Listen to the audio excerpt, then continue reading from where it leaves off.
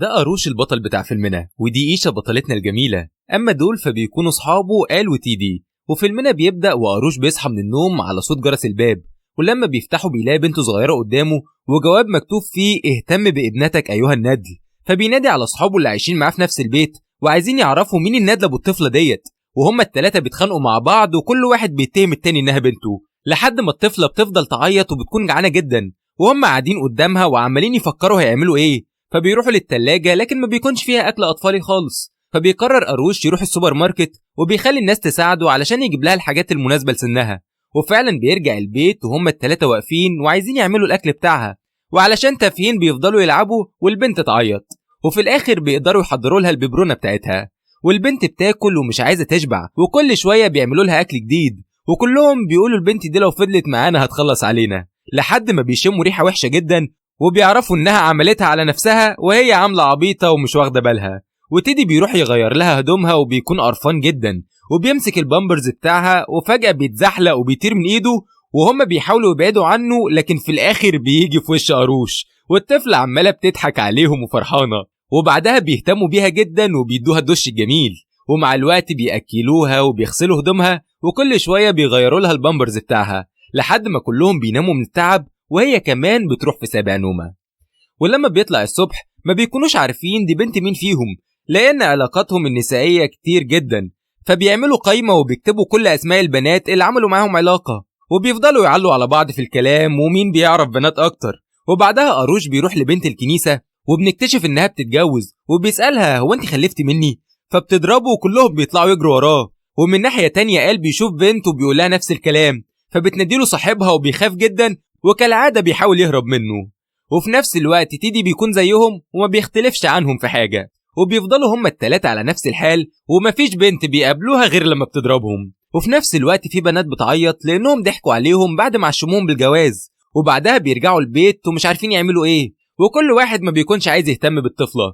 اللي بيقول أنا عندي اجتماع بكرة ولازم أصحى بدري، واللي بيقول أنا عندي حفلة، واللي بيكون عنده رهان ب30,000، وهي بتضحك عليهم لأنها هتطلع عينيهم. ولما بيدخلوا يناموا كلهم بيصحوا على صوتها وهي عمالة تعيط، وطول الليل بيفضلوا سهرانين ومش عارفين يناموا من الزن بتاعها. وتاني يوم بيروح قاروش الشغل وبيكون نايم في الحمام، وبيدخل عليه صاحب النادي وبيوديه لمدير الصحة علشان يتكلم معاه وياخدوا الشهادة الصحية للمكان. لكن مراته وابنه الصغير بيكونوا معاه، ولما بيشوف الطفل بيعيط بيفضل يزعق لهم كلهم ومحدش بيكون قادر يوقفه، لكن صاحب المكان بيطرده وبيفصله عن العمل.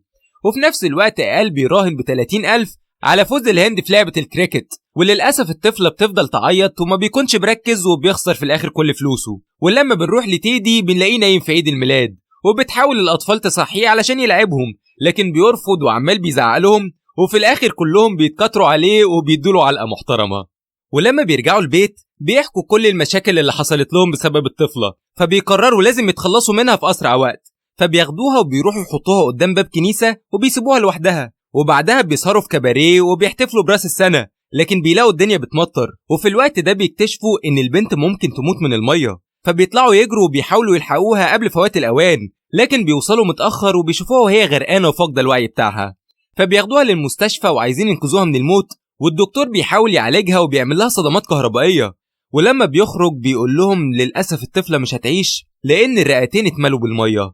وهما بيكونوا واقفين وعمالين بيعيطوا ومش عارفين يعملوا إيه، وقال بيروح يصلي لأول مرة في حياته وعمال بيدعي لها علشان تعيش، وكلهم في حالة صدمة وعمالين بيفكروا فيها. لكن تاني يوم الدكتور بيقول لهم إنها بقت بخير وحالتها مستقرة، وهم ما بيكونوش مصدقين نفسهم، وبيدخلوا لها الأوضة وبيتأسفوا لها على كل حاجة عملوها، وبيكونوا ندمانين جدا وعمالين بيعيطوا. وفي الوقت ده بيغيروا طريقة التعامل معاها وبيهتموا بيها وبيفضلوا يغنوا لها وبيرقصوا لها وبيتصوروا معاها وبيكونوا فرحانين وبيسهروا جنبها طول الليل. وفي الوقت ده الطفلة بتتحول لأهم حاجة في حياتهم، وبيتفقوا إنهم هيسموها أنجل. وفي الآخر بيشوفوا كل البنات اللي ضحكوا عليهم وبيتأسفوا لهم على كل حاجة عملوها. وتاني يوم بيروح لهم واحد من رعاية الأطفال لما بيكتشف إن في بنت صغيرة موجودة في البيت، وبيسألهم إزاي بيربوها وأنواع الأكل والتطعيم اللي بتاخده، وبيطمن إن كل حاجة تمام، وبيلاحظ إنهم بيحبوها جدا وبيعاملوها زي بنتهم. وبعد فترة الشرطة بتروح لقاروش البيت وعايزين ياخدوا منه الطفلة لأن أمها بتدور عليها، وهو بيحاول يدافع عنها ومش عايز يسيبها لحد ما بتدخل إيشة البيت. ولما بيشوفها بيتفاجئ جدا ومش عارف يعمل إيه، وبتاخد الطفلة منه وبتسيب المكان وتمشي، وهو بيكون قليل الحيلة. وبعدها أصحابه بيرجعوا البيت وبيسألوا عن أنجل، فبيقول لهم أمها خدتها، وبيبدأ يعرفهم اللي حصل. وده بيخلينا نرجع للماضي تاني لما كان موجود في فرح ابن عمه وشاف إيشا لأول مرة قدامه، وكانت عاجباه جدا وشكلها دخلت دماغه، وبيسأل ابن عمه عليها، فبيقول له دي صاحبة العروسة وبنت محترمة وبتاعت جواز وماشية زي القطر. لكن أروش بيتحداه وبيقول له مفيش بنت بتعدي من تحت إيدي، وبيروح لها وبيمثل إنه إنسان محترم، وبيفضل يلف وبيدور عليها في الكلام علشان تقع في حبه. ومع الوقت بيقرب منها، وأهم حاجة عنده يخليها تشوفه شاب مثالي وتقتنع بيه، وهي للأسف بتعجب بشخصيته وطريقة كلامه. وبعدها بيعترف لها إنه بيحبها، وهي كمان بتقول له أنا بحبك، وبيقضوها رقص وأغاني وبيكونوا فرحانين جدا. لكن للأسف هما الاتنين بيعملوا علاقة غير شرعية مع بعض. وتاني يوم إيشا هتسافر سيدني، وبتطلب منه ما يكسرش قلبها لأنها وثقت فيه، فهو بيتفاجئ من كلامها وبيحاول يطمنها إنه هيفضل جنبها. وبعدها بتركب العربية وبتقدر إنها تأجل سفرها 3 أيام، وبتقرر ترجع لأروش تاني. وفي نفس الوقت هو عمال بيفكر في كلامها وحاسس بالذنب، وفي واحدة بتروح له وبتحاول إنها تعكسه، لكن إيشا بتدخل عليهم وبتكون متفاجئة جدا، وبتعرف إنه ضحك عليها واستغل براءتها، فبتنزل وبتركب العربية بتاعتها وبتكون عمالة تعيط.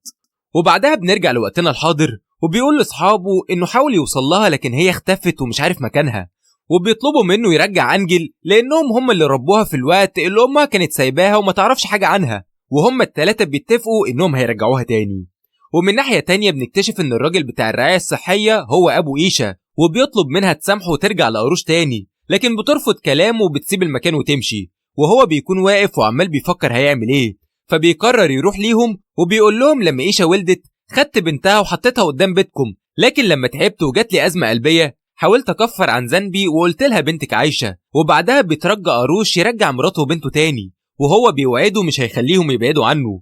وفعلا بيروح يقابلها وبيطلب إنها تسامحه وترجع ليه، وبيفضل يطاردها في كل مكان لحد ما بتتضايق منه وبتضربه بالقلم، وبتقول له لازم يبعد عنها ومش عايزة تشوفه تاني، وبتتحدى إنها هتتجوز خلال أسبوع وهتلاقي أب الأنجل أفضل منه. فهو ما بيصدق يمسك في كلامها وبيقول لها وأنا موافق، بس لو ما اتجوزتش خلال أسبوع أنجل هترجع ليا.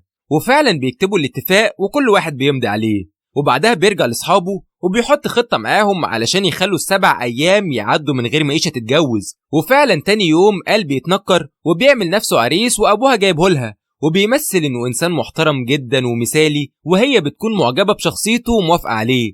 وبيرجع لأصحابه وبيحكي لهم كل حاجة، وبيفضلوا مصممين يكملوا الخطة زي ما هي. وتاني يوم بيروحوا ياكلوا في مطعم، وإيشا بتقول له إنهم لازم يتجوزوا بكرة علشان تحافظ على بنتها طول العمر، فبيكون متفاجئ جدا وبيقرر يبعد عنها.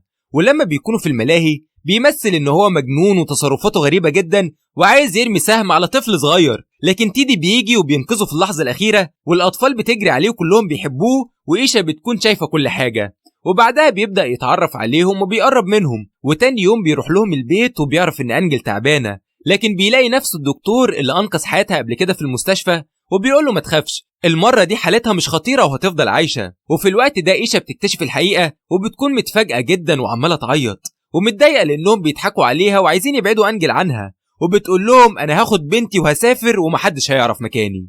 فبيرجع تيدي لأصحابه وبيحكي كل اللي حصل، وبيكونوا زعلانين وبيقولوا إنها أخلت بالعقد ولازم يروحوا المطار يجيبوا منها أنجل، لكن أروش بيحاول يوقفهم وبيقول لهم كفاية اللي أنا عملته في إيشا، وبيضرب قلب القلم علشان مش عايز يسمع كلامه. لكن أصحابه بيتحدوه وبياخدوا العربية بتاعتهم وبيتصلوا بالشرطة علشان يمنعوها من السفر. وفي نفس الوقت إيشا بتكون في المطار والشرطة بتحاول توقفها وهي مش فاهمة حاجة، وقال وتيدي بيقولوا لها في عقد بينا وانتي أخليتي بيه ومش هتقدري تسافري بأنجل. لكن أروش بيوصل لهم وبيترجاهم يسيبوها تسافر بالرغم إنه عايز أنجل تفضل معاهم، وهم بيكونوا زعلانين جدا. وبياخد العقد وبيروح لإيشا وبيقطعه قدام عينيها وبيقول لها أنا بحبك، وبيتأسف لها على كل حاجة حصلت، وبيترجاها ما تاخدش بنته وتبعدها عنه وإنها محتاجة ليا زي ما هي محتاجالك، لكن هي بتكون مصممة تسافر.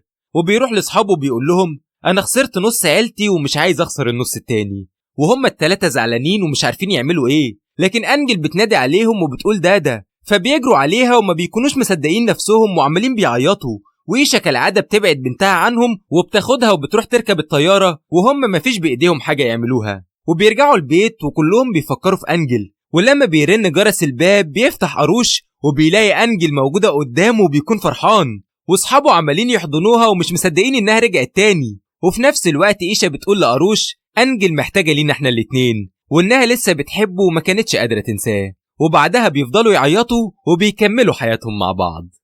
ومن هنا بيخلص فيلمنا. لو عجبك الفيديو دوس لايك واعمل اشتراك للقناة وفعل زر الجرس، واستنونا في فيلم جديد.